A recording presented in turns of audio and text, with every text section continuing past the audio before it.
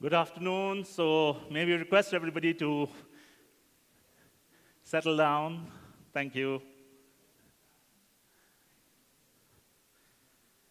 So I'm Sujeev Shakya. I'm chair of Nepal Economic Forum, and it gives me immense pleasure to welcome you to this edition of Neftalk. Nepal Economic Forum is a private sector-led thought center. And Neftalk is our signature program of the Nepal Economic Forum that is built on 3 C's. We contextualize, we converse, and we conclude. These features include, programs include about 75 to 90 minutes, and we allow democratic free seating, no formalities on spending hours on addressing people, no privileges, alphabetical order, as you see, our seating, and no conducting outdated rituals. So it's just conversation style. So today we have a very interesting lineup of panelists for you. Before that, we will play a short video, and I'll assure you that we will leave this hall at 5 p.m. I'm basically a glorified timekeeper here. So we are very happy to have our partners on board today for this event, Sustainable Summit. We have our convener, Lisa Chogal, here. Bar Group Asia, another hat I wear as a senior advisor, Nepal and Bhutan. And we have Netflix, our colleagues from Netflix, Ambika and Lavanya are here. And we are here to discuss about tourism in digital era. So without much ado, I'd ask the team to play the video that has been prepared for this event, and then we would start the panel discussion. So over to you on the video, to play the video.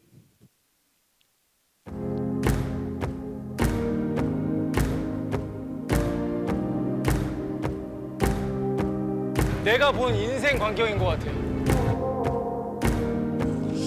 There are moments in your life where you can't believe where you are.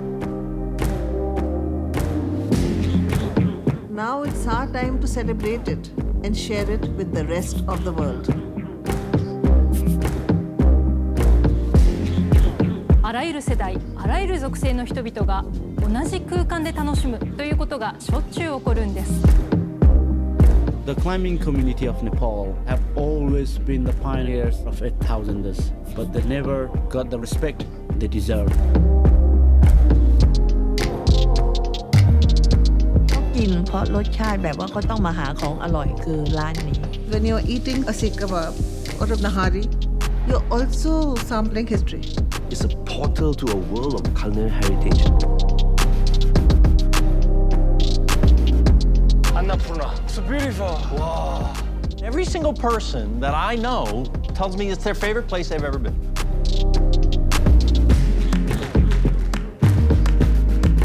There's always chaos, there's always noise, there's always something happening.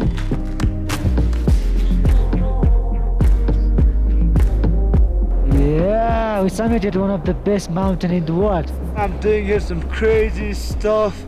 Look, I got nothing more to give. Giving up is not in the blood, sir.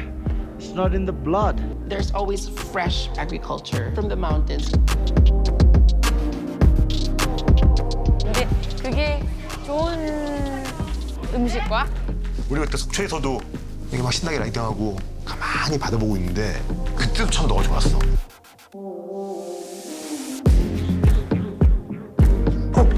Sasha, thank you again for flying us out for this. No, I couldn't imagine doing it without you, Mr. Kim.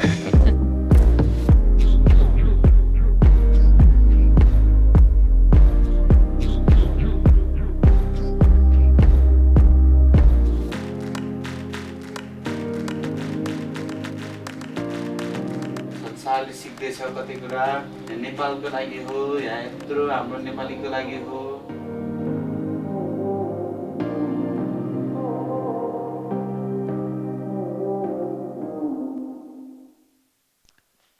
Thank you. May I request the panelists to come up on stage, please?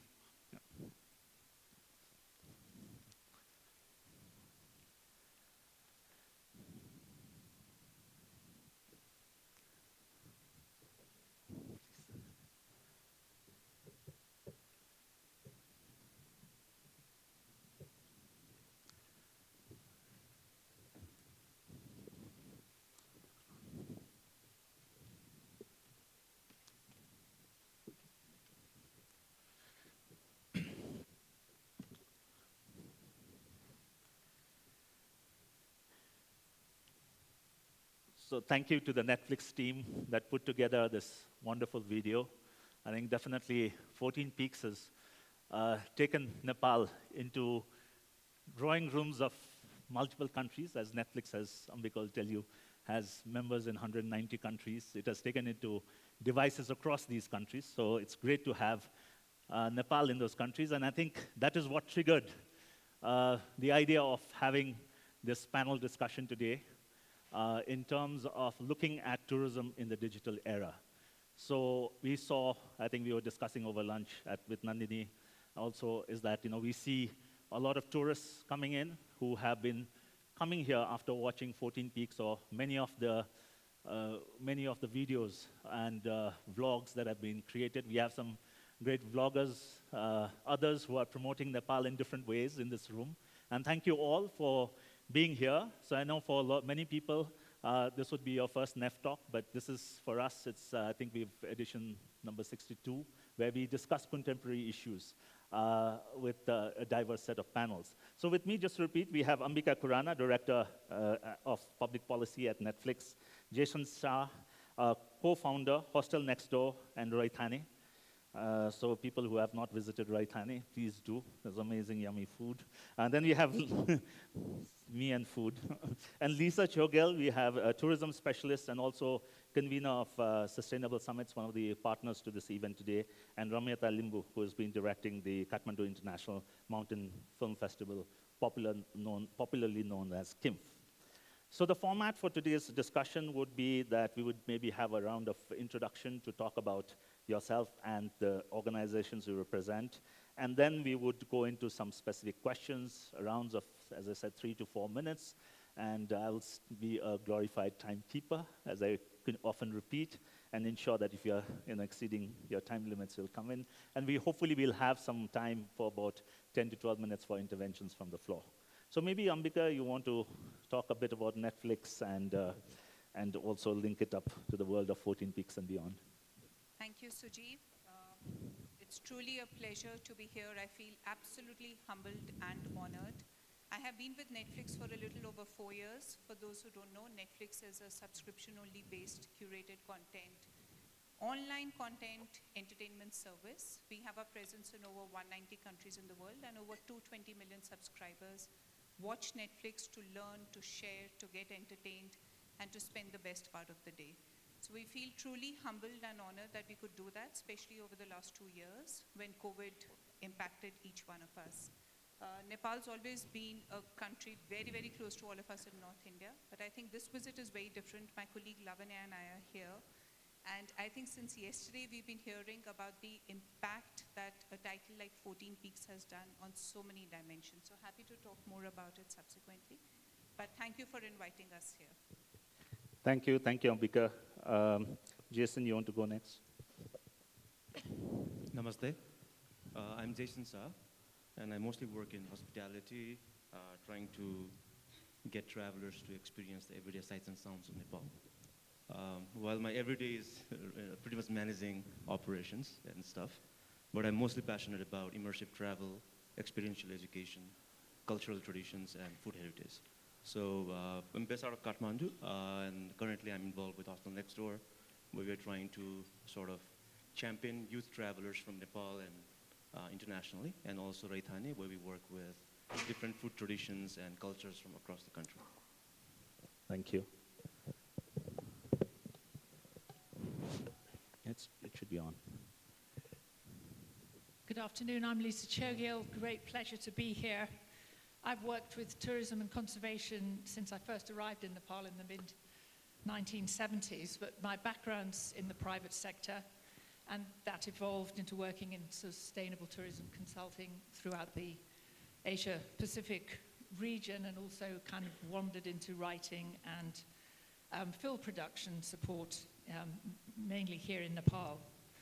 So I've seen how Nepal tourism can be strongly linked with sustainability, climate change, and species extinction, which are all issues that we try to address in our Sustainable Summits Climate Solutions from the Top of the World film that was produced last year with Dao Stephen Sherpa for the COP26 summit in Glasgow, directed by Smriti Basnet and her team who are here today.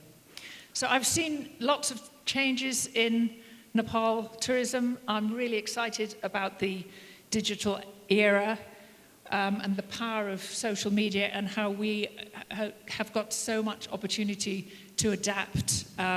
We see how already it's influencing tourism patterns. We see how peer-to-peer, what we used to call word of mouth, has become so important. And we see how consumers are really telling us what to think about our destination, not our destination managers telling the public. So it's been a really interesting transition for me. Looking forward to discussing it with our distinguished panelists. Thank you. Thank you, Lisa. Ramita? Yeah. Good afternoon, namaste. I'm Ramyata Limbu. I'm the festival director of the Kathmandu International Mountain Film Festival, which this year will be having for the 20th year. My background is in media, so I'm quite interested because this talk is also focused on the digital space and how we can link it to tourism. Number one, I think it's really important to tell stories. In a nutshell, when we come down to the basics, it's about storytelling. How are we going to tell a story or market Nepal? How do we tell our stories as Nepalis, authentic stories about Nepal that will invite or attract people to come here? The other thing, when we're talking about media, the media ecosystem is changing. You all know it, all of us. How many of you are on Facebook? How many of you are on Facebook? Just 2, 3? How many of you are on Twitter? Perhaps a lesser number. Instagram? Younger people raising their hands. I see more of the younger people. So in a way, like, you know, I mean, it's the era of digital media. But as a media person, what we find is it can be a boon, it can be an opportunity in how you use digital media, but it can also be a challenge. And I think how do we address those challenges at the same time? How do we balance this? I think, how do we use it? This is what I think we're basically going to be looking at today. Thanks. Yeah, thanks, Ramita. Thank you for all the introductions, and I think it's what we'll try to weave over the next 40, 45 minutes is to look at, bring the dimension of tourism and digital era from different dimensions. So Ambika would be bringing in what does a platform like internet entertainment platform like Netflix would do. We talk about sustainability, which is very important for us, especially in Nepal, as we look at tourism. And then we also look at what are some of the new trends. I think people like Jason brings in, connects us to a generation that very little is known about, because a lot of the people, even in this room, who are operating tour companies or operating hotels, really don't understand what is coming out of this segment, and especially Nepal itself, where 50% of our population is under 25. So it'd be nice, and then of course Ramita, over her years of filmmaking, journalism, working for admire the work she does with the KIMF, and to see where does that fit in, and what is the future of festivals like KIMF as we go into a digital era. So we'll try to weave the story around that, and maybe Ambika, I would start with you to really talk about where is Netflix at looking at this digital era. 14 Peaks is an example, but what is happening, how this is, how it is changing entertainment, the consumption of entertainment, how that is moving. Maybe I'll start with you, Ambika. Yeah. Thank you, Sujeev. I think that's a fantastic question.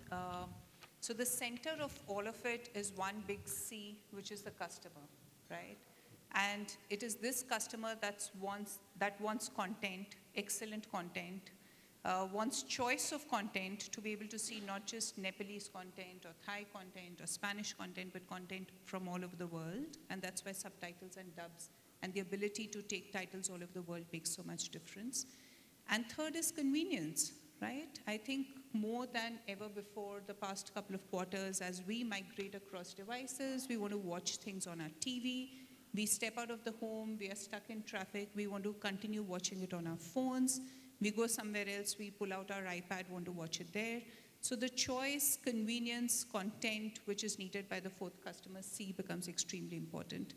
And to be able to deliver this, we realized that it's not just a simple process of entertainment. There's a whole big social, economic angle related to it. And I love what Ramita said. She mentioned the word responsibility, right? And I think it's for all of us, multi-stakeholders, to together build up a very responsible ecosystem that ensures that the right content is being watched by the right kind of people. As parents, we leverage PIN controls or age ratings to ensure people don't watch age-inappropriate content. And we are able to take beautiful stories made anywhere in the world, all over the world, and enjoy them if you are able to just act in a responsible way. Which also brings me to the point of co-working of different stakeholders so that we ensure we have a very conducive ecosystem, not just in Nepal, but in every country all over the world, to create the right content and to be able to transmit it, share it, distribute that joy, that feeling, that wonderfulness of relationship with people all over the world. Thank you, Ambika, for setting the stage. And I think as you talked about, so it's the customer is the key person, the person who's consuming, the consumer of the content is the key. And maybe I'll just move on to Jason, because I think younger people are consuming content in different ways, and also that links to how they decide to travel, how do they decide to, say, visit a restaurant, consume products and services, and that's what we are seeing. So could you share some, sort of interesting things that, we have a diverse set of audience in the room, as to some interesting things that we perhaps won't know about, how things are changing. Of course, I do. We follow a lot on how vloggers are creating new destinations, or people are taking selfie on a certain, spot, and people are flocking into that area. But some thoughts, and how are the younger people looking at, sort of content and travel and tourism as in this digital era? Yeah. Sure. The first thing is young people are on the move, right? People are out there doing things. And if you look at data-wise, I think this is from 2016 UNWTO report, 23% of all international arrivals in the world is between the age of 15 to 29. There's a quarter of people traveling. We talk about how travel employs 10% of the humanity, pretty much. So 25% of those travelers are young. I'm also kind of out of that bracket by now. And the interesting thing is, like most of these travelers, again, with the same data point, there's a lot of leisure activity that they're involved in, like trekking, outgoing, just like beaches and all of that. But a lot of the travels that young people do is linked with experiential education, or things like au pairing in Europe, volunteering, and all of that. So a deeper engagement, longer stays. Average length of stay of young travelers is 53 days, right? And obviously that's the number is blown by the study abroad and things like that. But it's a huge market, and it's growing.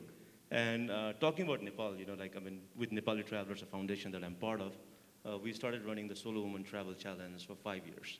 And that sort of like gave me a deeper perspective into how the youth of Nepal were thinking about travel, right? And obviously,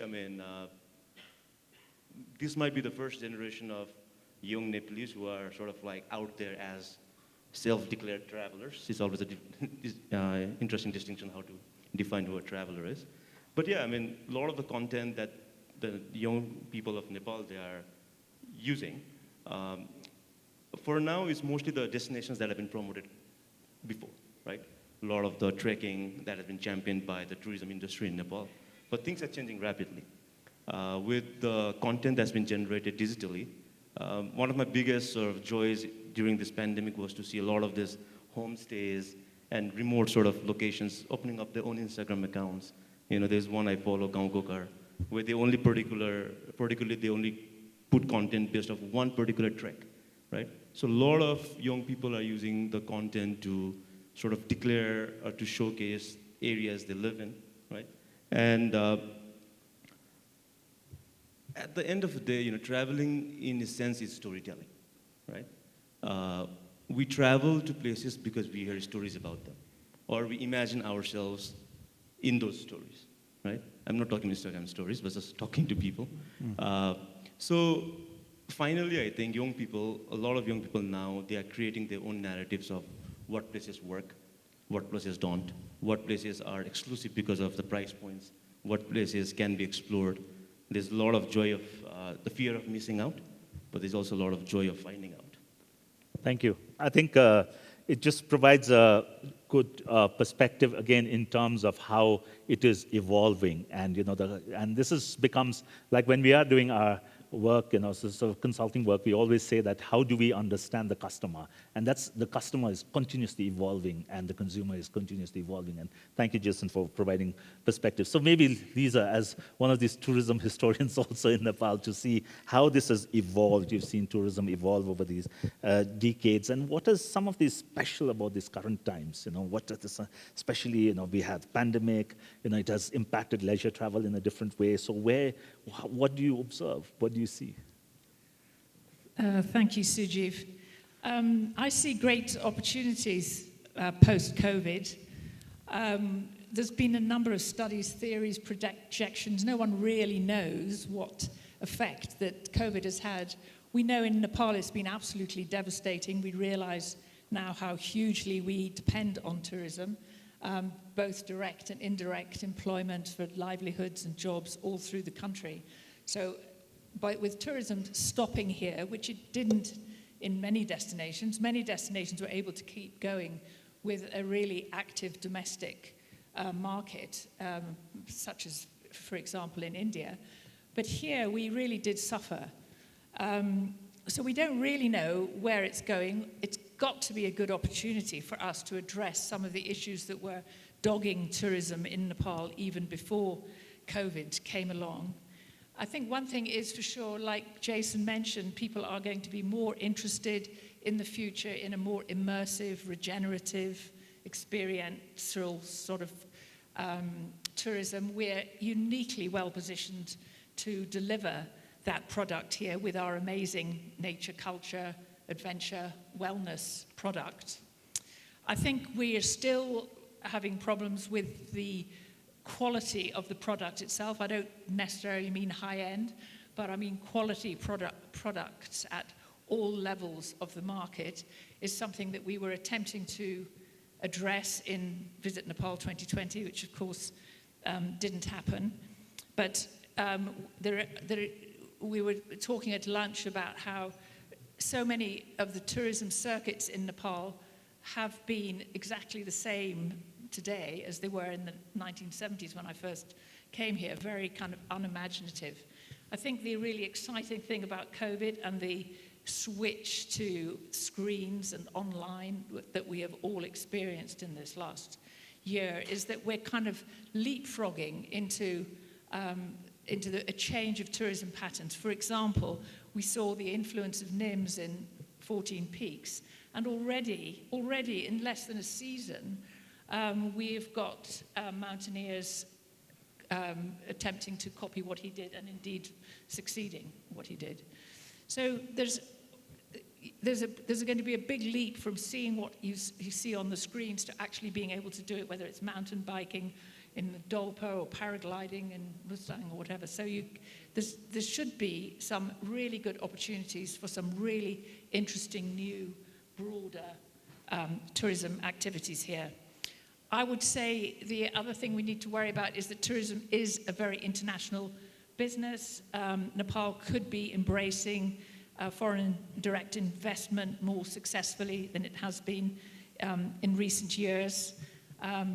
But I think it's a complex industry. It's going to take time to recover. We've lost so many skilled people. And so not just in Nepal, but tourism, I think, is going to be very different in the future. But we need to be ready, prepared here with a good product on the ground and with a good strategic plan in our minds of what we want tourism to be doing for Nepal in the future. Thanks, Lisa. I think it's a nice way of feeding the story into, bringing about how things have evolved. And I think one thing is definitely, as we are looking at recovery, and which also leads to the digital era, is also to looking at investments. More investments are required to push this. And how do you look at FDI, which is, we don't really think of it that so much, but these are so much integrated. So Ramyata, coming to you in terms of, you've seen the evolution of Nepali, sort of documentary film production. We've seen, many of them have direct relationship impact with tourism. How do you see these things have been changing or transforming or evolving over the period of time? Thanks, Sujeev. I mean, yeah, 2022 is going to be our 20th year or 20th edition of KIMF. So if I go back a little bit, or many, many years ago, we would rely on a website, to let people know KIMF is happening, go to our website. But today now we have basically a Facebook page, a Twitter page, Instagram handle, etc., etc. Maybe there are more. I'm sure some of the younger people can tell me, because every day something else is adding on in terms of tools. But what I found is COVID, 2020, COVID hit. We were supposed to have the festival in December. We always have it in December, and we were in a dilemma. Do we do the festival or not? Even if we do it, how do we do it? Because none of us in our team were actually really exposed to using digital media or technology, because we didn't have to earlier. So then what we decided, okay, let's do a hybrid version. Let's do very small in-person screenings at the Film Development Board, maybe 50 people in the hall, and we live stream it. But let's put our films, with permission from the filmmakers, online through Vimeo links.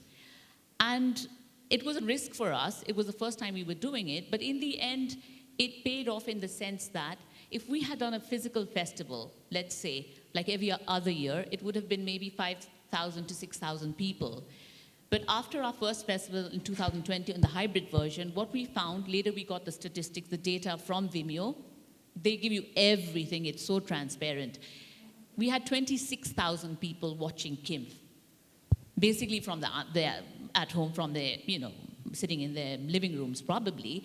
And even the data was further broken down into basically most of them, or not many of them, most of number of films watched were Nepali films. We have a section called Nepal Panorama. Most of them are short fiction, documentaries, and a little bit of feature films. And I think there are many young filmmakers here I see. So most of the films watched were the Nepal Panorama section, and by a large number of people in the Nepal diaspora, from England, Hong Kong, Japan, Korea, from Europe. So, I mean, for us also, it was a very good experience. We could actually break down the statistics of who's watching the films, from where, what kind of films. So, in a way, digital technology worked for us. So, it is, we should use it. That's number one, plus point. The second is digital technology has become more affordable. It's cheaper. Young people can, make films on their smartphones. So a lot of people are making films. So in a way, it's become a more democratic exercise or platform. That's why you see a lot of young people making films, putting it up on YouTube, their private channels, and then they even get paid if you reach a certain number. So that's great. But on the flip side, who is monitoring that content? Who are the gatekeepers? So I'm speaking as a media person now. If you write a story for a newspaper, you will have an editor. Or it goes through various phases for the story to actually get into the newspaper. But now that the digital platform or space has opened up, there's no one, well, I wouldn't say no one, but it's very hard to monitor. So that's just a question. So you get all kinds of content. You have a lot of choice, I guess, but does that make us less discerning in a way? Because Suji was talking about customer, consumer. We have to look at what the customer wants. But does the customer really know what he or she or they want? Sure.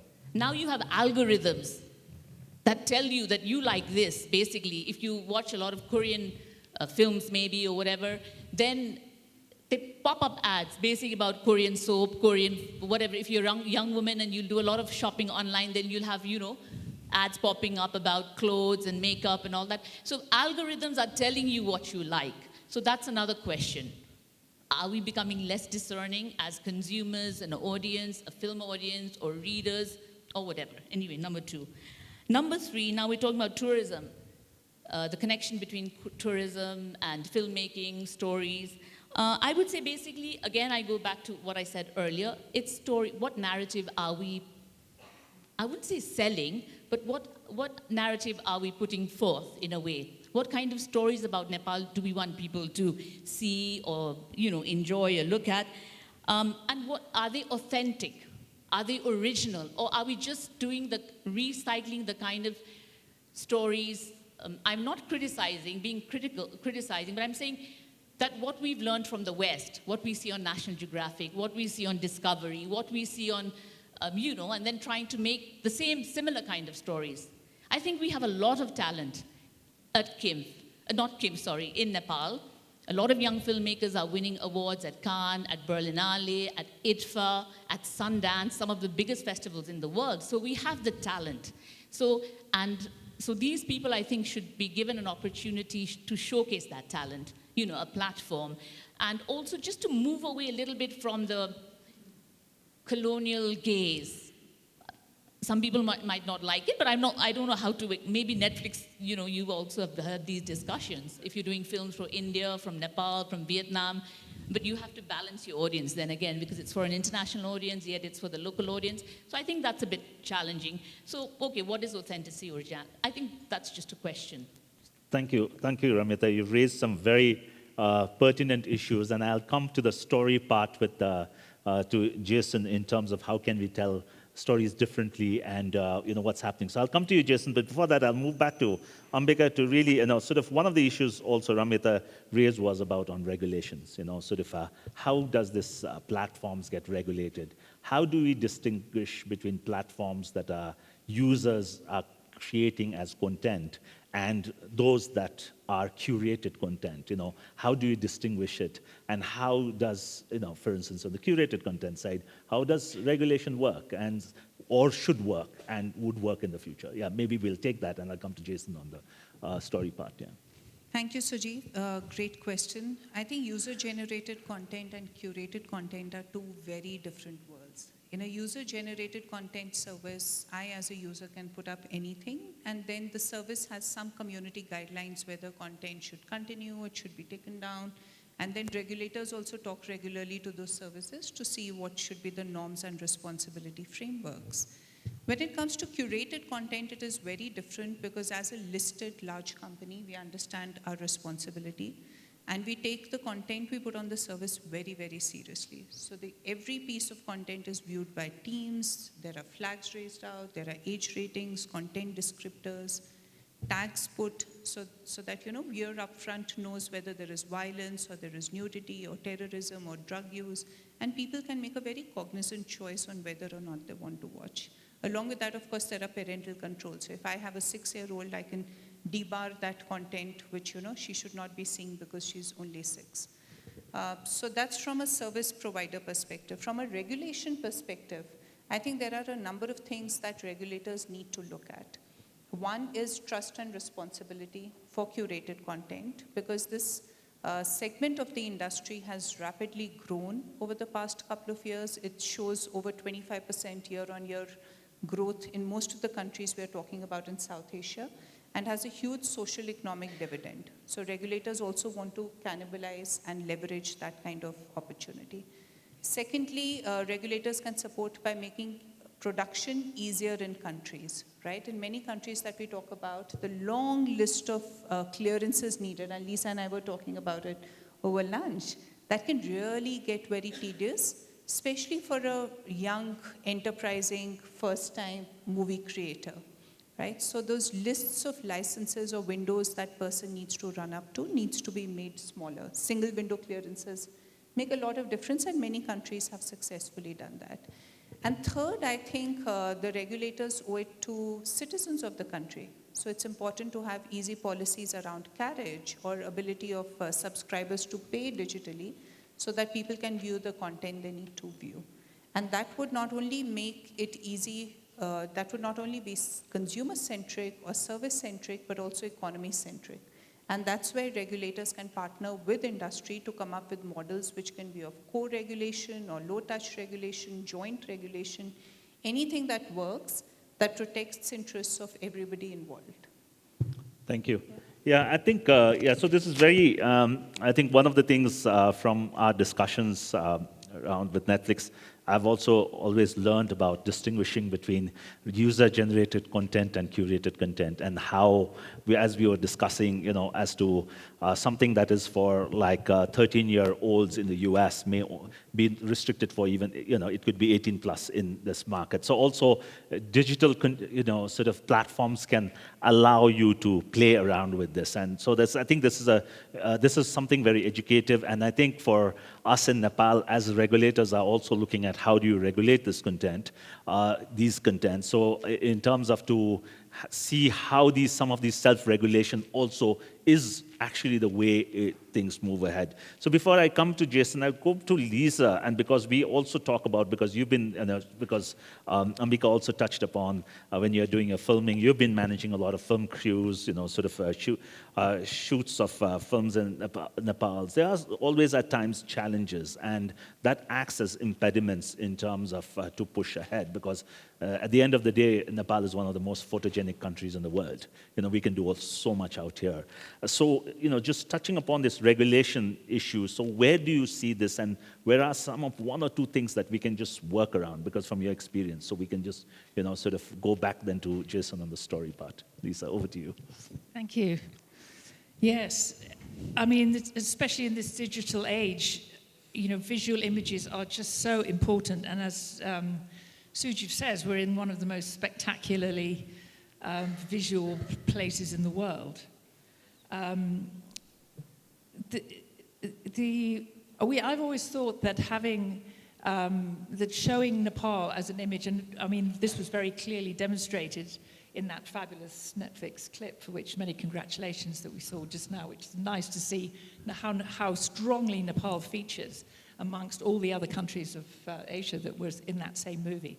And actually, we just had a film crew left, the last member actually just left yesterday, who have been shooting here, which is a Hollywood production, which is a similar thing. It's being shot all over Asia, but the director, who's a kind of superstar, Star Wars, sci-fi Hollywood director, who is passionate about Nepal because he kind of gets it. He really got excited when he came on his recce in 2019. So although the movie is being shot all over Asia, in Cambodia, Indonesia, and Thailand, it's also, he wants Nepal to really feature so strongly because it is such a powerful image. So we should be really proud of that, and those of us in the industry realize what a massive tool, promotional tool, this has been. Way back in the 1990s, I was involved helping David Brashears make the Everest, the IMAX film. I don't know how many people know what IMAX is in this room. It used to be a big thing. 20 million people watched that film. I don't know if we know how many people watched 14 Peaks, but 20 million was a lot of people in the 1990s. So it definitely gets the image out and about. In '92, we did Little Buddha with Bernardo Bertolucci. They'd just come from China, where they did Last Emperor. We had 13 Oscars amongst the team working here. And China reckoned that their tourism at that time increased by 25%, entirely just due to that movie, Last Emperor. So there's no doubt that it's powerful. I think we could have, as you know, many of you know, we shot Doctor Strange here a few years ago. I think we haven't really capitalized on the fact that Nepal was the location for Doctor Strange. Everest, of course, was all part of this really high-profile image that Everest has now attained all through the world. We've got a lot of really talented people here. As Ramyata mentioned, there's some really talented people in the industry who've worked with us over the years. We're mainly working with Western productions. Bollywood still is a bit daunted by Nepal. They don't do nearly as much as they could, seeing as they're so frightfully close. And the reason is that really the regulations here remain not at all friendly. I mean, we talk about one window. It's like it's a dream to think that it's just a huge gaping holes. We had a file this thick of printed permissions for this recent shoot because we had drones and modern technology that somehow the government of Nepal regulations haven't really wrap their brain around. So if we want to be shooting more here, which is not only good for promotion, but it's actually good in the short term because these guys tend to spend a lot of time here, they spend a lot of money here, they upskill our workforce, and they cause lots of interest and enthusiasm. I think we do really need to make the permitting regulations simpler, not just movie making, but we're becoming fast the adventure capital of Asia with these paragliding, skydiving, as well as mountaineering, which we've, of course, a position we've held for many years. But the regulations really do not make this easy. It's a perpetual struggle, as any adventure operator in this room will agree with me. So that would be, I mean, it's only one string of our promotional bow, of course, this movie making, but it is something that Nepal could really benefit from and could be doing much more, especially with this massive Bollywood on our doorstep, who find it very hard to work here. No, thanks, Lisa. And I think, so talking about regulation, we saw two dimensions of regulation. One is self-regulation towards all the platforms, but also for the content and the creation of it, to see how do you manage. So maybe shifting gears, I go back to Jason in terms of what Ramyata raised on in the storytelling. Are we telling stories differently in this digital era? Sort of what are you seeing? Because you're also doing stories. So how do you see that? And I'll come back to you to Ramyata on linking this with Kempf a bit later. But Jason, for you, how are stories being told differently, or as sort of Ramyata was saying, are we looking at what Nat Geo is doing and others are doing, and we're just picking up those type of stories? Sort of if you're doing vlogging, you're doing is this a similar sort of a pattern we can see? Of it's more of emulating than sort of creation that is very original. So how are you seeing this? It'd be nice for people here to hear that. Yeah, definitely there's more content out there, but how much of that is original and authentic is always up for debate, right? Authenticity is a very difficult concept to wrap your head around, right? Who is authentic, who is not? I work with food a lot. So if I make food that is Sherpa cuisine, will I ever make an authentic Sherpa food? I mean, those kind of questions are always going to be there. So authenticity as a concept, I think we can wrap our head around, or not. But definitely there's a sense towards, I'm also a consumer of content, right? But so it's difficult for me to define authenticity of a parameter of a particular plot. But I somehow have the ability to decide if it is more authentic or less authentic, just in scale of that conversation. So for instance, let's say, the content, increasing, a lot of people are traveling. Let's say when an international traveler comes to Swayambhu, are they only going to hear monkey temple, or are they going to understand the philosophy of self-existence that's inherent in the name Swayambhu? Or are they even going to hear the word Sinkun, which is the indigenous word to refer to that hill, right? So to what degree of content do we create? That's going to be the biggest challenge forever. Next thing, even let's say Nepalese are going up, climbing or hiking up to EBC. Are they eating Sherpa food? Or are we eating yak burgers? Right? Now, obviously the content of EBC is there. It's not a new content, but it can be shown differently. But when we talk about people who create content, people who compile content, people who consume content, people who share content, there's room for people to curate content. And for me, I use the word curate in general as an ecosystem of ideas, right? So who is talking about Sherpa food in the EBC trail, right? And maybe there's this scope of the local governments we're talking about, or self-appointed ambassadors of the region, right? So for me, the idea of authenticity, originality, I try not to get into the debate of what is authentic and what is original, because it's a bottomless pit. But definitely, I think more awareness regarding the kind of work that is being put out there. And so recently, I was traveling in Himachal Pradesh, which is, obviously in the mountains of India. And the youth travel in India is just booming, right? It's crazy how big youth travel is. I was talking to hostel owners who say they don't need international travelers. actually. As in the scope for work is so big.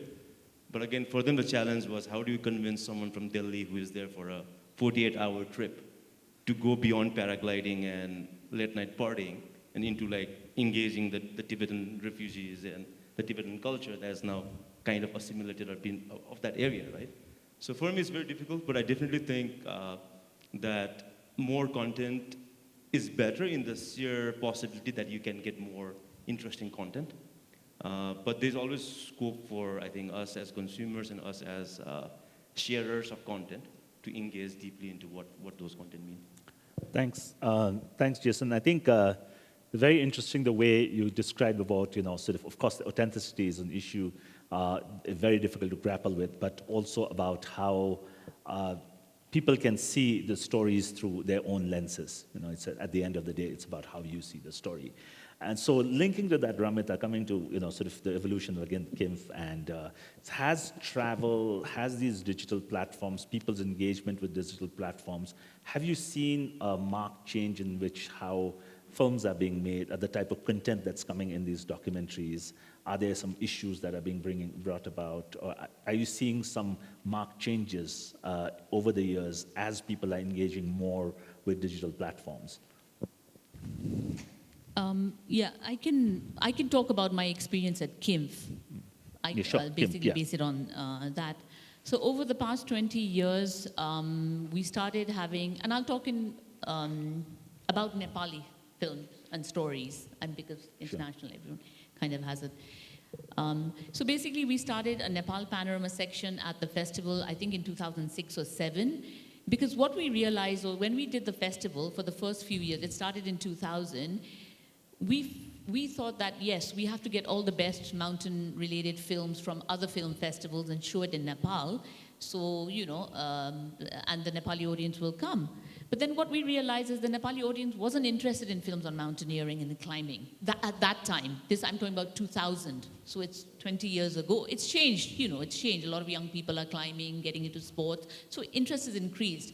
So then we started, then we also realized if we're doing a film festival in Nepal and we don't have any Nepali filmmakers or content, then why should the audience come? So we started the Nepal Panorama section.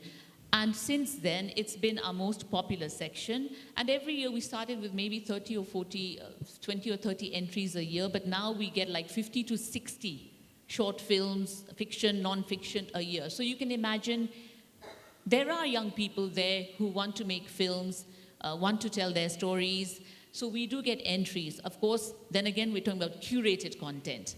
Now, at a film festival, if you get over 400, 500, 1,000 films, you can't show all of them. Within 3 or 4 days, you have to curate it. You have a group of selection, a selection committee that will curate or pick or choose which films we feel that the audience would enjoy. And for KIMF, our goal objective might be a little bit different too. We also believe that we need to cultivate an audience. Just because an audience, it's a big blockbuster, so the audience will enjoy it, that's number one. You have to be very strategic when you do your curation, when you curate a program. You want to have a couple of popular films that have done really well outside, big names. But then again, we also believe our goal objective is we have to cultivate an audience. We believe that we have to have films there that maybe the audience, it might not be mainstream cinema, ekdum thulo naam kamako film na bhaye pani, but it's a new kind of film. There's new technology used, the structure, the grammar, even the topic, the issue what's raised, how the story or narrative has been told. So I think that's really important. Maybe for Netflix also, this comes into play. So that's one of our goals. And even when we're talking about tourism, in the same manner, basically we're trying to cultivate a customer. We're trying to cultivate or draw in customers to come visit Nepal. You're trying to draw an audience to a hall. The tourism board is trying to draw visitors to come and visit Nepal. So my question to the Nepal Tourism Board or tourism entrepreneurs here from the government or private sector is, do we have a strategy? What kind of tourists do we want to come to Nepal? Like Lisa was saying earlier, she's a founder or from very early on, she's, been engaged in the tourism sector in Nepal. So what has changed then? Has anything changed in the last 30, 40, 50 years? What's Nepal's strategy to bring in new, not new, but different kinds of tourists, like Jason was saying, authenticity, original mandapani, what suits who? Do we have a strategy? Are we discussing that? Do we have filmmakers or story? Because visual imagery, it's really powerful. Like you saw the film by Netflix, the short film. So are we, working around that, or we are just, continuing on with whatever was handed over? So I think these are some of the questions we all need to ask ourselves, not just from the tourism perspective, but from a creator, from an artist perspective, from a media perspective, from the private sector, corporate perspective. Because in the end, I think only one person or sector alone can't, we can't do things. There has to be synergies. Nepal Tourism Board has always been a promoter at KIMF. We have them on board. So we would, till now, what we've been doing, we've been relying on the NGO or development, sector for us to run the festival for funds. But what I realize is we have to draw in the private sector, the corporate sector, and that everyone has to own this festival. The Kathmandu International Mountain Film Festival can be Kathmandu's festival. That is also a tourism product. Hainara. Yeah. So just a question. No, thanks. I think a lot of things Ramita has said, and I think Nandini is sitting there. We'll have another discussion around, tourism strategies, but pulling back into today's topic around tourism in the digital era. I think I'm just also being mindful of the time. Maybe we go through the quick last round of questions in terms of, to start with Ambika, in terms of where do you see the role of digital platforms? Some of the things that also, we have to do things differently. That's for sure. I think one of the things Ramita is indicating, for so many years we've been doing the same thing the same way. So as from a global company perspective, sitting away from Nepal, where do you see, and in taking examples from other countries, learning from other countries, where do you see the role of digital platforms and different entertainment platforms over internet and other platforms in terms of pushing Nepal's tourism in the future? Where are some one or two areas you think you would see some impact of these platforms? Yeah. Huge opportunity, Sujeev. I think there's no yes or no in this. Sure. Everybody in this room would collectively agree that digital platforms have a huge role to play. In fact, if you just look at some statistics, more than 25% of the people who view any other country's language or title, see the food, want to travel and experience that music, experience the food, wear those clothes, click pictures, share them back. I was talking to Ms. Nandini a little while back about Korean content, right? And our favorite characters. So what we learned through that series was not just about North and South Korea, but about the food, about the clothes. And obviously we all then love the K-wave of K-pop and K-music and K-cosmetics and K-food and everything K, right? So I think the next world is of the N world. There is so much of Nepal that needs to go to the world, be it tangible culture, be it intangible culture, be it the music, the food, the festivals, the mountains. It's just endless. And this soul of Nepal is something that many of us really feel we are at a golden age where we can really take it to the rest of the world, for everyone in the world to see, appreciate, and to attract and come back to Nepal to experience it firsthand. And of course, we have some great vloggers here who are influencers. Like NIMS, they have following of millions of people who would then see what they're writing, get all the more encouraged, get that word of mouth, get the conversations to get more and more people to this beautiful country. So I think sky is the limit, mountain is the limit. It's only for everyone in this room to design it, put a strong strategy like Ramita was talking about, and then very diligently go and implement it. Yeah, no, thanks, Ambika. I think one of the things we were discussing, you're telling us about, how NIMS, after this 14 Peaks, now he's got about 1.9 million followers on Instagram. So I think that's taking, sort of what he's posting and what's talking about to, sort of with this large following. So Lisa, coming to you, while we are also talking about, sort of the proliferation of tourism, more tourists coming in, digital platform pushing it, I think sustainability is a key issue that we all have, sort of a soft spot to. So where do we balance this, and of course, sustainable cement is part of this discussion, and we've also been working on many sustainable, sort of tourism efforts for many years. So where do you see we need to also bring that balance about? Thank you. Very happy to be talking about sustainability. Probably the most important thing, especially for those of us sitting here in Nepal, where with the impacts of this climate catastrophe that we're in the middle of, we can actually sort of feel the pulse of the planet. We can see the mountains turning black and the glaciers dripping and the water sources drying up. So tourism has a really direct connection with this. Historically in Nepal, the private sector have always driven conservation here. From the very beginning, it's the advocacy of the private sector in both the environment, wildlife, as well as cultural heritage that has actually advocated and led the conservation movement. And I don't think that needs to change in the future, but it just would be nice if we had a bit more support from the government. Having said that, the Nepal statement at COP26 on sustainability and climate in Nepal was one of the strongest and most inspiring of all developing countries.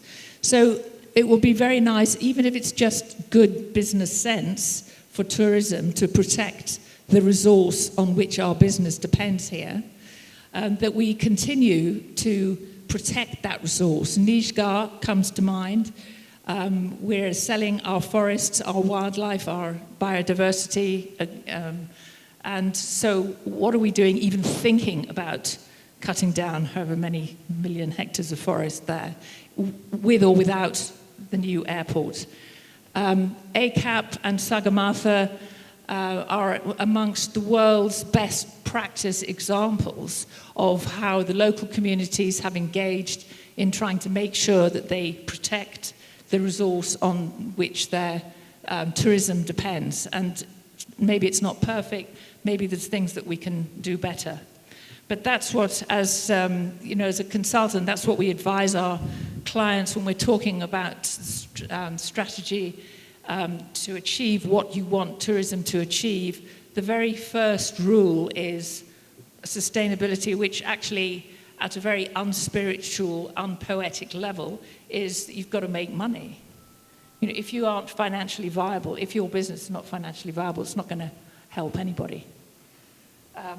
So just good business sense to protect the resource. And here we are in the high Himalaya, where the threat to the planet is more tangible than it is in many of our source markets. So really important for the tourism industry to keep that in mind and keep advocating. Yeah. Thank you. Thanks, Lisa.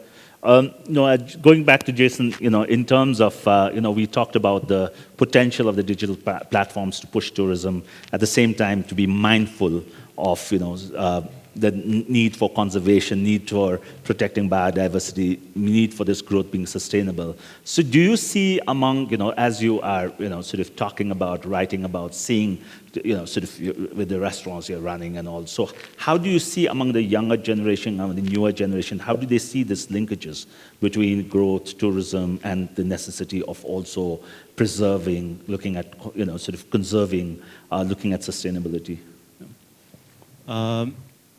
Yeah.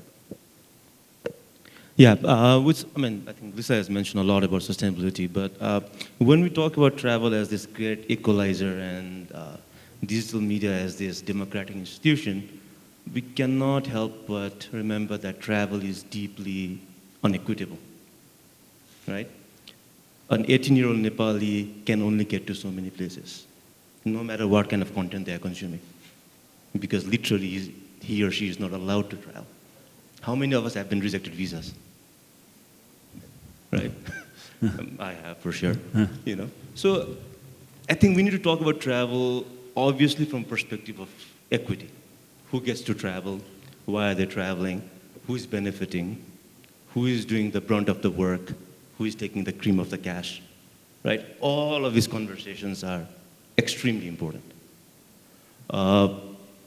The reason why I got into travel was because I realized that when I was traveling around, I was lucky to travel in many places around the world, I never met any other Nepali who was traveling.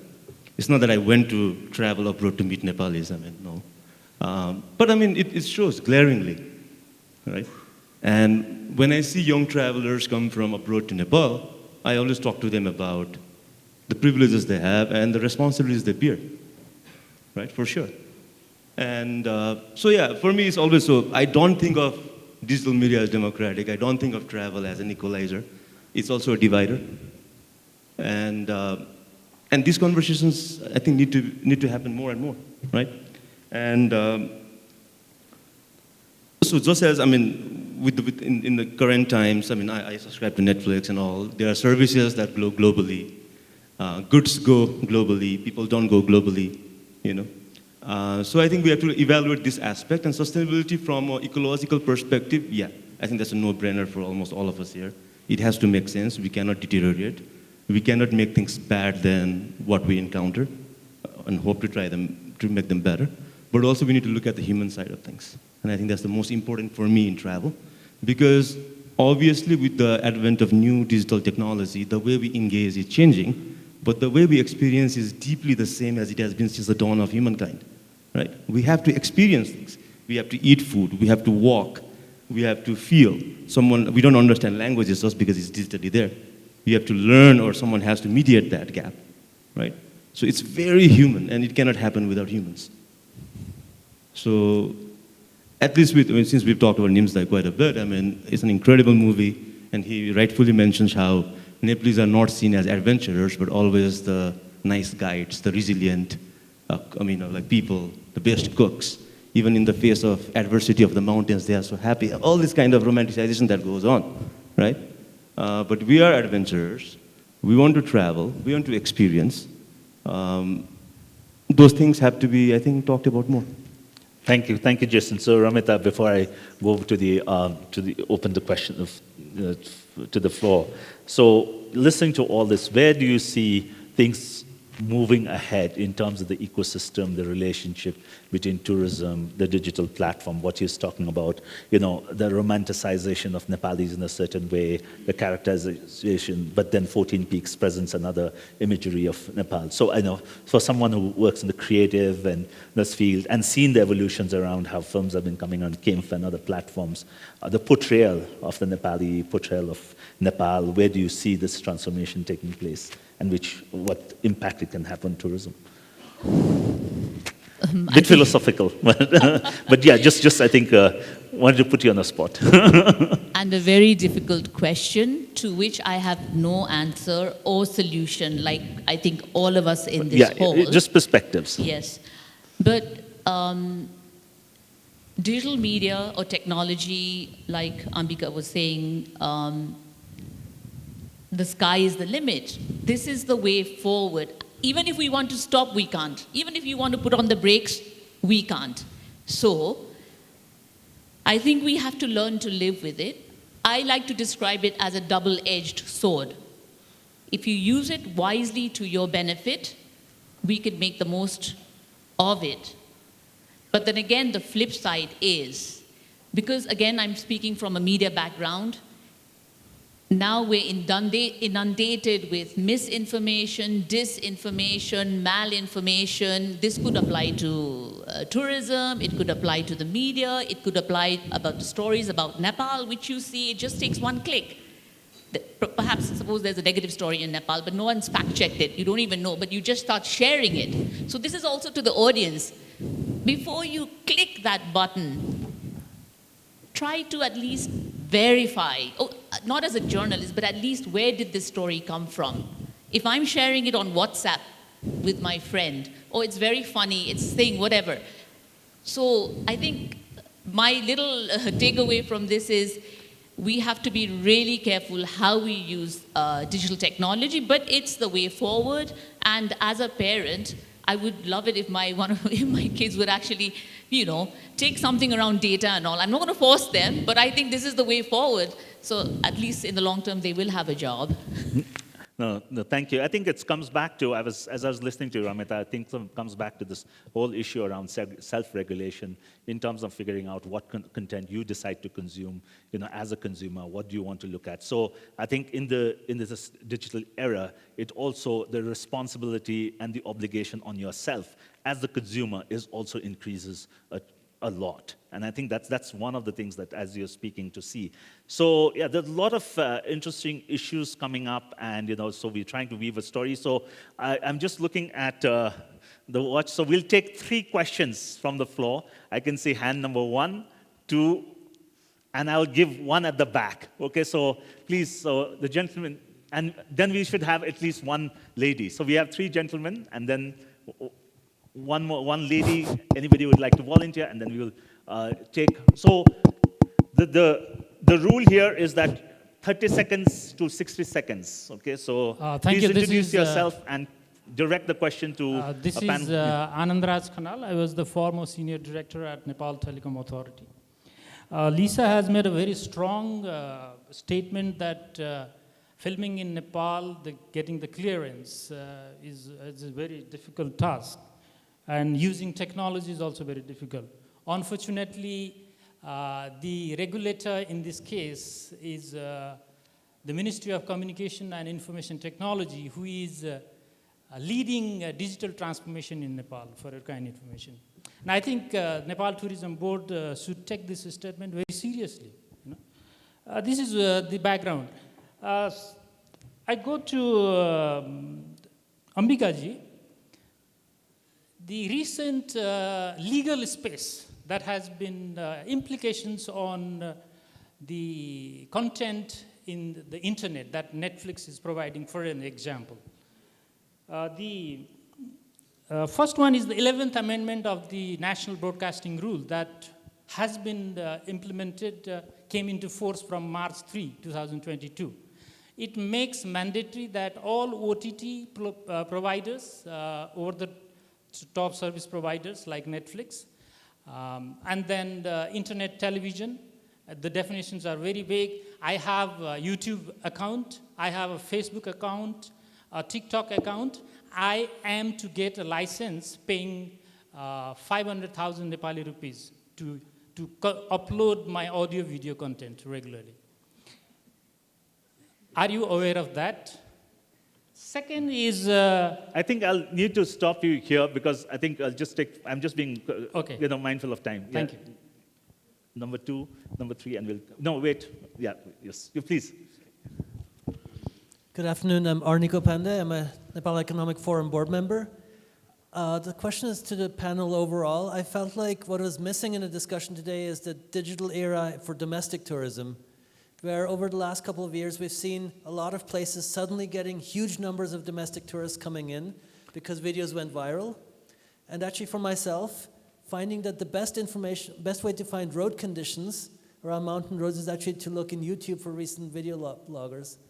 I'm wondering what you see the role of digital media in domestic tourism, and to what extent a place going viral can actually be sustained once it's 10,000 visitors at once, but then what? Thank you. Thank you. We have some, the back. All right. You guys can hear me, right? All right, so I'm just going to make it quick and really honest. For a creator, it's always a hurdle. It's always discouraging when you can't grow. And Nepal is such that we've got so many languages, but the market is really small. And, well, I was lucky enough to be a part of the movie 14 Peaks. I got to be one of the camera person and a sound recordist. But to be honest, just putting the tourism with the mountains is kind of boring. And I think Nepal loves guns, sex, and drugs as much as every other country. Like we've seen Netflix, and the most highest grossing series are always crime series like Ozark or like what we saw in Sacred Games. I think that's what broke down the Indian market as well. For me, I would say the tourism in Colombia or Mexico kind of built around Pablo Escobar more than anything else, because that's entertainment sells the country the highest in the most grand way. So I'm just going to ask a simple question. Like for me as a Nepali creator, though I've traveled all around, I still want to make a crime series. So should I I'm looking for a very honest answer from Ambika, as honest as you can be. Like, should we focus on maybe a Indian language base, or will Nepal ever have its own series in its own language. That's it. My name is Sisan Bania, by the way. Thank you so much. Thank you. So we can take one more. Any lady would like to ask a question, just to, only a lady. So I'm just being, okay, there's a hand up there. Yeah, and we'll come back to the panel. Yeah, the microphone is there. Hi, I'm Preeti, and so I've been studying about the tourism competitive index that the World Economic Forum publishes every 2 years, and Nepal is at 112th position or something, 102nd out of 112 countries, I think. And the digital space is also one of the tourism competitive index category. And we just talked about the marketing over here, right, at the moment. We didn't talk about the payments. We didn't talk about the weather conditions. And, you know, I go for trekking so much, and we see landslides and happening, the weather changes and all. And it takes a long time to, you know, just come to know about the next place or the situation and the next station or trekking places. So, I mean, I think it's a bit diversion to the topic, but how do we integrate these technical subjects and you know, the practical aspects of the digital platform to make our travel a better experience than navigating it ourselves manually? Thank you. Yeah, I think we have got some diverse questions, but I think I'm just looking at the clock again. So what we can do is we can address the regulatory stuff separately. I think we can have a separate conversation on that. I think we don't want to get too technical on this panel, but what would be good to hear from you, Ambika, I think one of the questions that I think came from Sisan is that would there be a Nepali series out there? And then we can, you know, people can take, then the other panelists can just take on domestic tourism, and then we can just end the panel, yeah. Sure. And if you have any thoughts on the domestic tourism part of it, yeah, anything, yeah. Sure. Domestic tourism, I think my fellow colleagues will be better placed, but I have been hearing since yesterday that it's really picked up. Domestic mountaineering has also picked up in the past couple of months, ever since 14 Peaks came about. And you were talking about Nepalese who are staying in rest of the parts of the world, who now come back to Nepal with a sense of belonging and pride that, hey, I want to go to innermost parts of Nepal, see it, feel it, and hopefully climb some peaks. So I hope I could partly answer. I think my friend there had a very, very interesting question, and it's not a new question, right? 5 years back, there were people sitting in a room like this in South Korea saying, when will we have a Korean breakthrough? And Parasite was the first film that actually became a Korean global film to be recognized globally. Was it made for the world? Not really. It was actually made for Korea. We have another similar example in a title called Squid Games. When it was getting commissioned and produced, it was actually getting made for Korean audiences. And yes, it traveled all over the world. So my suggestion, my friend, would be not to get bogged down by saying, hey, I just need to do violence or sex or set themes because they travel, or pick up a language which is not your own language and make something in that. Please make something in your local language as a local story that will resonate not only with people in Nepal, but will have a huge potential to travel because it will connect with others all over the world. And we realize that over 70 to 75% of the content viewed on the service, and it's not just for Netflix, it's for other streaming services as well, is through subtitles and dubs. So that's the power of the digital platform to be able to take it all over the world. Just ensure you have a great story, ensure it's written well, produced well, directed well, and it has that people connection so that people want to view it. And there's no boundary. You don't need to limit your storytelling. Just let your creative juices out. Thanks, Ambika. Jason, you want to take a jab on the domestic tourism part of it? Hello. I think you mentioned about how like a lot of people are flocking into a destination that's viral and the impact of that. Am I correct? Yeah.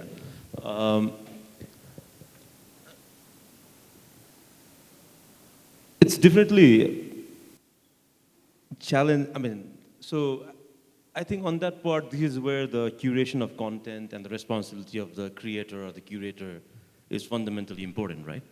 I mean, if I'm sharing a place that to me feels some kind, I mean, that hasn't seen the limelight and all, and I'm just putting it to an audience of 1.2 or like 1-2 million people, and I know the current consumer trend, traveler trend in Nepal is people ride up there, for a short period of time until the next destination picks up. Then as a creator, I think I should have some responsibility over how I feature that content. Now that's a roundabout way of trying to figure out and say, what can you do in a case where there are a lot of people going? And I mean, the right answer to ask would be I think it's a question to ask to people who benefit from that explosion of tourism that hits a place, right? Because they are the ones who are receiving all the rewards. So now the question might be, are the people who live in that area, who set up these chow chow shops, noodle shops to sell chow chow, how well versed are they in terms of the sustainable questions or the practices? So as a fellow Nepali traveler, it disheartens me. As a fellow Nepali traveler, sadly, it's inevitable right now. And as a fellow Nepali traveler, I think when I put those content up, I'll have to be responsible in not just naming the place, get there, this is the landmark, and this is it, But in those viral explosions of mass tourism, I mean, I guess the answer is technically where is the regulation that comes into play. But I think the responsibility should be among people who also create that viral explosion.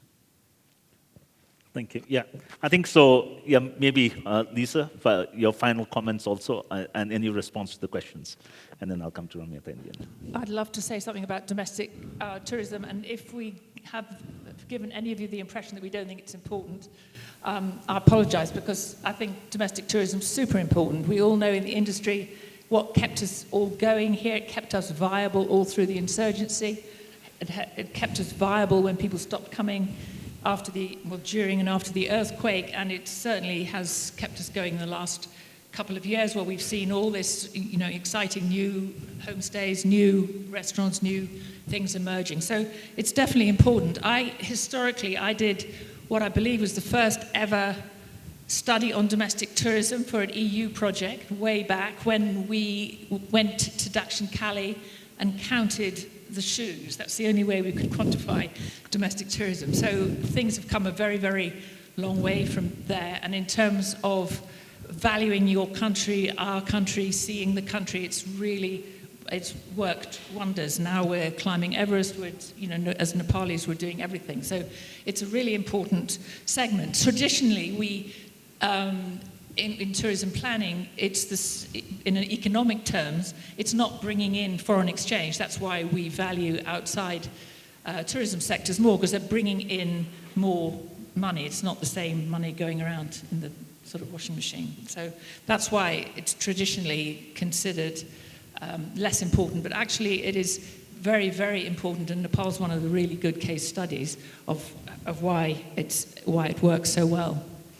I would say responsible is a word that we keep on hearing, and I would like to just end by saying responsible tourism is really the answer, taking responsibility for your destination. All the surveys show that the tourists are coming here, whether it's domestic or not domestic tourists, yes, there's the culture, yes, there's the scenery, yes, there's the tigers and wildlife, but actually it's the people of Nepal that are the great draw card. And so we've got a lot of really good, a cadre of really clever people who understand sustainable tourism, responsible tourism, who've worked all through the country.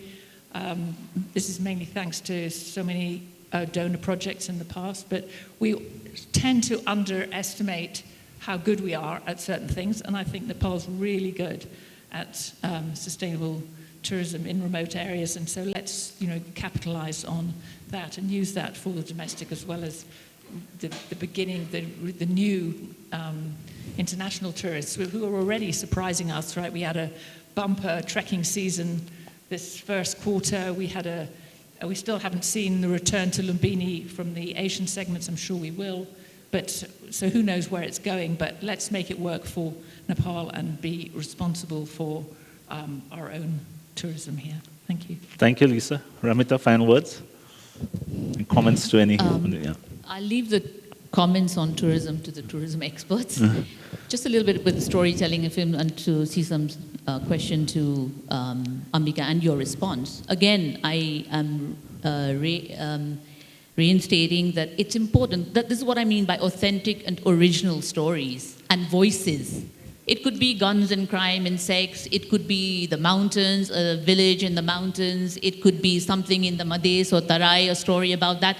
But the authenticity and originality and the voice, who is telling that story? I think viewers or audiences aren't stupid. You know, they're paying money to watch the films. And my experience at KIMF, I'd just like to share an experience at KIMF is, we've had films made by foreign filmmakers and Nepali filmmakers on the same topic, subject, let's say, issue. Yarsa Gumba collection hai bhandium na, haina? But when you're sitting in the hall with the audience, the visceral reaction to someone watching a film by a Nepali filmmaker about an issue on Nepal, and by, and this, I'm not saying it's always like this, but this is one of my experiences which I always share, okay? Even technically, if the film is not that sound, the production problems, but because of the voice, you can actually feel the visceral reaction of the Nepali audience to that film, and the very polite reaction to a very well-made film by a foreign filmmaker, very well done, very well crafted, beautifully. There's no thing in budget, and the reaction, the interaction of the audience. So this is why I'm saying we have a lot of talent here. I mean, you're one of them, following Bhako. So we have the talent here, but what we don't have, I think, is sometimes the technology, the state support structures, like the Film Development Board, the Tourism Board. How can we all work together? How can we have a synergy that you can promote, or you can give this talent a platform, and they are the next generation of storytellers that will tell stories about Nepal, which will then, they are our ambassadors, for bringing in more people to Nepal who actually appreciate Nepal for not just the mountains, but many other things, because Nepal is a diverse country, so many ethnic groups. This is what we always say, Nepali, so many ethnic groups, so many languages spoken, east to west. Two dherai story, kati story hola ta tyaha. And last but not least, just an end note, because you're here from Netflix, the director of We Are All Dead, a very popular Korean series, I think after Squid Game, he was actually a jury member at KIMF in 2018 or 19. And then he was talking about, I have to make a high school zombie drama for Netflix. And then now I'm like, oh my God, he made it and it's done very well. No, thank you. Thank you so much. It's been a great, sort of a panel discussion. I think these discussions have started, and these discussions will continue. It's not that, and this is what Nepal Economic Forum tries to do, is to keep this discourse going. A lot of interesting perspectives have come out in terms of how things have changed so rapidly. And we should also bear in mind that over the next 5 to 10 years, things are going to change in a similar rapid manner. We are going to see more platforms emerging. There would be definitely more travel for different reasons. But as Arniko was also mentioning, we would also see that things would just shine up and then just also vanish. We've also seen that. We have seen with restaurants, we've seen with places that suddenly everybody's crowding there and taking selfies, and suddenly after 6 months nobody is going. So the shelf life is also come down to in a big way. So this is the evolution that's also happening. The discussions will continue. A big round of applause to our panelists, and may I now invite Nandini Lahai-Thapa, Senior Director, Nepal Tourism Board, to make her closing remarks. Yeah. I think they'll just put the lectern on stage. Yeah.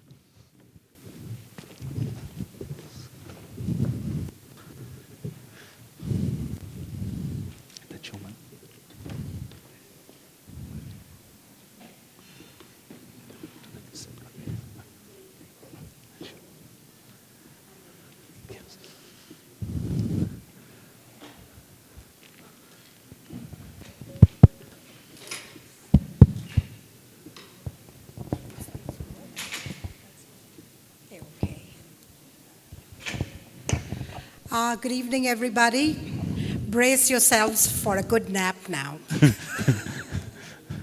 I would like to start off by thanking our most distinguished panelists, Ambika, Lisa, Ramita, Jason, and our very erudite moderator Sujeev, and the wonderful eclectic mix of audience we have today from different professions. And so we have bankers, we have a lot of people from the travel trade, we have a lot of creative people. So I think it's been really fantastic, and thank you all for your patience and listening to us. And I think it has been a really, really informative and a very enlightening session. I feel we're going to go back with very heavily laden gray cells out of this room.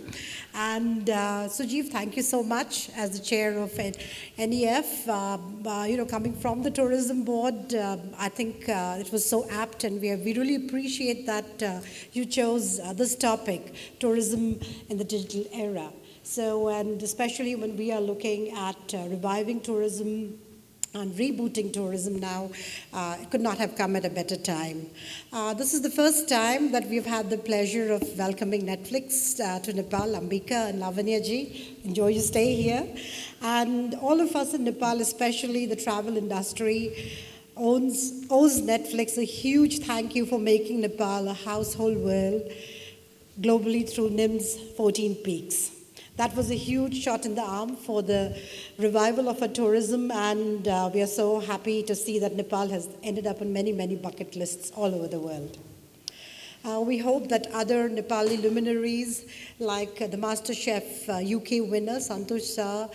Recently, we had the short film, a special mention award winner at Cannes, Avinash Bikram Shah, who incidentally used to work with the tourism board for a short stint, and others will also find a similar platform on Netflix in the future.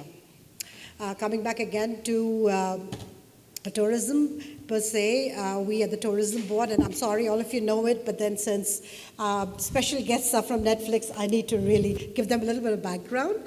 So the tourism board, is the National Tourism Organization, and we have been established with the prime purpose of promoting Nepal as a very unique holiday destination for memorable lifestyle experiences. And the tourism board, we are very unique in the way that we are a PPP. We are a government and private sector organization. So we have the market of the government on one side, but the marketing expertise of the private sector. And literally that makes us the Netflix of Nepal's tourism. It is our job to try to bring Nepal to the world and to grab as many eyeballs as possible and as many hearts as possible to push Nepal's tourism towards a quick rebound and recovery. Needless to say, you've been hearing a lot about the importance of tourism to Nepal and the immense, forward and backward linkages it has. I will not delve into that because our panelists, they spoke quite a lot about that. So coming forward to tourism in Nepal, we as a tourism destination, we are a pretty mature tourism destination. Tourism has been around for over 70 years. We are pretty well established, but then came the big bad C. That's COVID, not the consumer. And I don't want to really elaborate on the mayhem that caused, because there was immense amount of loss in terms of family, friends, jobs, income, and economy. It literally brought the whole world down to its knees. And that is when, and I think you'll all agree, is when the world really embraced big time the digital era. It was digital technology that became our lifeline and our best friend. We were isolated, locked up, locked down, but it kept us connected to each other and to the world, and perhaps kept us sane. And of course, Netflix also kept us entertained for many, many, many hours. And through the digital devices, you hold the world in your palms. Ramita mentioned out the advantages and also the dangers. And for me personally, I think it is the most powerful tool today to see and to be seen. But it is also the most dangerous weapon of mass destruction. One wrong tweet, because bad news travels very fast and then it's collapse. So that is something we really need to regulate and use very, very, very responsibly. Coming back again to tourism, the global tourism today really revolves around digital technology and digital marketing devices, platforms, media, and data with cutting-edge technologies like the Internet of Things, augmented reality, virtual reality, digital payments, crowd control techniques, etc. And so thus, what happened during COVID in the last 2 years was, despite being under house arrest, digital technology helped us to reach out directly for B2B, B2C, C2B, and C2C communication 24/7. And digital platforms have become literally the most preferred way to choose a destination, to book travel, to share experiences. But yes, the OTAs pose a huge challenge to the smaller tour operators. Thus, keeping up with the genesis digitally has become like the COVID vaccine. Your survival and future totally depends on it. And I would say that hospitality, automation, and tourism technology are definitely here to stay. Now, you must be thinking I'm linking tourism all the time, but for me, tourism is like alus like a potato, goes well with anything. You're all from different backgrounds, but I think you can identify, why digital technology is so important for us today. And like any other challenge, a challenge is always linked up with opportunities. And the post-COVID recovery curve presented one to us. I might be at risking my job saying this, but personally, I always feel that Nepal is a victim of a very, very strong brand, which is Mount Everest. And so as soon as you say Nepal as a holiday destination, immediately you think of this big, huge mountains, and you think it's for adventurers, it's for the hippies, it's basically a low-budget thing, it's tough, it's for the sweaty. So that kind of really narrows down the demographics of other people who could be traveling to Nepal. Like, we would be looking at family groups, we would be looking at silvers, we would be looking at culture buffs. So there's a huge segment that we are really missing out just because of Mount Everest, because they think it's basically climbing and mountaineering and trekking up and down, running up and down the hills. And I look at the post-COVID recovery as probably one of the best times to rebrand ourselves as a very unique destination to rejuvenate yourself in body, mind, and soul. And I think Nim's movie, 14 Peaks, I would like to refer to that. It's a classic case in point, because when you looked at his movie, I don't know if you had the same experience as I did, but then of course the mountains are the awesome mountains are the backdrop, fantastic. And Nim's the alpha male, he's another, he's like awe-inspiring. But then the story that was carried in the film, the way he showcased our culture, the traditions, the family ties, the spirit of brotherhood, I think that is what really remained in our minds much after after the movie ended. And so and I think Nims has really, really positioned Nepal as a country with a soul. And that's what you actually mentioned earlier. And this is a challenge now, and that's why the entire travel trade has to work really close, very, very close and hard together to try and reposition Nepal's image, that we are much more than just mountains. So what did the travel trade and the tourism board do during when there was no in-person marketing? Okay, because obviously we still had to see and to be seen. And the profile of today's traveler has changed immensely, and because they are looking for very authentic, immersive experience in nature-based destinations with a lot of focus on sustainability and responsible tourism. And this is where Nepal has a lot of competitive and comparative advantage over other destinations. So in the initial COVID days, since nobody was traveling anywhere to market Nepal, the travel trade and the NTB ramped up on digital marketing. And it was very important that our message was clever, it was creative, it was compelling, and persuasive. And so, along with the team, we had a lot of help from the travel trade. We have Raj, and then we have Bijay Dai, and a lot of other people. And we made a team, and then we came up with, with a sort of strategy to promote ourselves. And we literally carpet bombed the digital platforms. So we came up with these daily themes, and every day of the week had a particular theme about Nepal. So it was like mythical Mondays, trekking Tuesdays, wellness Wednesdays, thrilling Thursdays, foodie Fridays, sustainable Saturdays, and soothing Sundays. So there would be a theme, and all the the social media platforms, everything was totally carpet bombed with with the same message throughout, and it worked pretty well for us. And I think that's probably one, this consistent presence on social media kind of helped us probably, that's why probably Lonely Planet listed us as one of the top 10 destinations to visit in 2022. So that's the power of digital marketing. And also we partnered up with a lot of, with a lot of vloggers, and I think, where are you? Shri? Okay, Shri, there you are. So Shri held the World Vlog Challenge, where he had top bloggers from all over the world, and their destination vlogs garnered over 25 million views. Right now, somebody had a question on domestic tourism.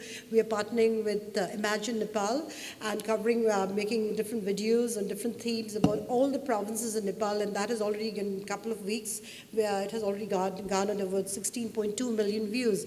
So obviously, this digital space is the space to be, and if you're not in, you're really out of the game. So, so that's that, and of course the piggyback marketing we have been doing, and NIMS has been, a great connector for us, and he was announced as the tourism ambassador by the government of Nepal, and so is Santosh Shah, the chef, the master chef, who really brought Nepali cuisine, literally unknown except for momos, to the global stage. And so he's also planning a movie. So we have been doing all this piggyback marketing, and so things are looking up. Numbers are coming back slowly, and so we are talking about revival, reuse, rejuvenates. It's a whole lot of regenerative tourism, and I think the most interesting buzzword for tourism today is revenge tourism. People are sick and tired of being tied up, or sort of being tied down to their homes and their countries for the last 2 years, and they are raring to travel, with a big gusto. And so we hope that we do get more tourists to Nepal, but then, of course, not only mountaineers and trekkings, because that's what we're trying to promote, as Nepal is much more than mountains. Having Netflix here with us is really such an honor, and that is an aspiration that we in Nepal have, is we would really love to sort of position Nepal as the best filming destination. And I do understand the reality is that the paperwork is really complicated. Like people pointed out, we are working with the government to come up with a one-window system, because countries like Switzerland or Austria, New Zealand, their economies changed. They became must-visit destinations after films were shot there.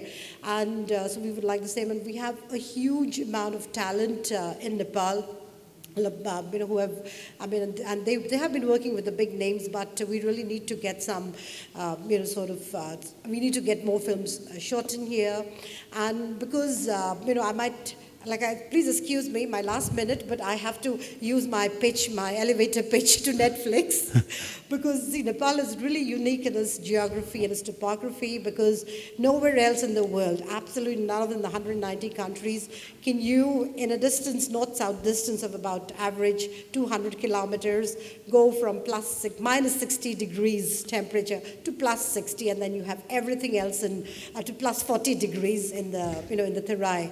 And then we have lunar landscape, animals, and the people we have. So for a film shoot to come in here would be really, really, it would be great, to welcome them to Nepal. And we would also like to use this opportunity to welcome Netflix, and we really hope that you would consider, making a big production, a major production here. So thank you all for being here today, and thank you for listening. Bye. Thank you. Thank you, Nandini.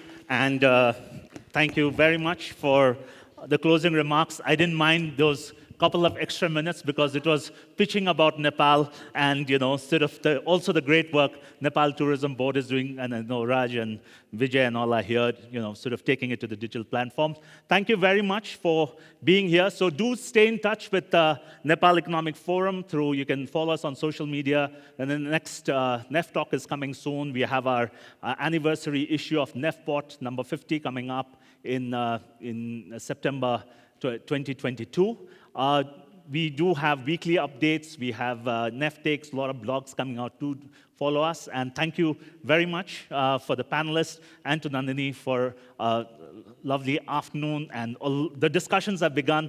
And as we know, at Nepal Economic Forum, we'll continue these discussions in different forms. And we'll see that how we continuously, sort of excite Ambika, Lavanya to come to Nepal, get into discourses, and who knows, we would have a super blockbuster from Nepal coming soon on Netflix. Thank you all, and have a good evening.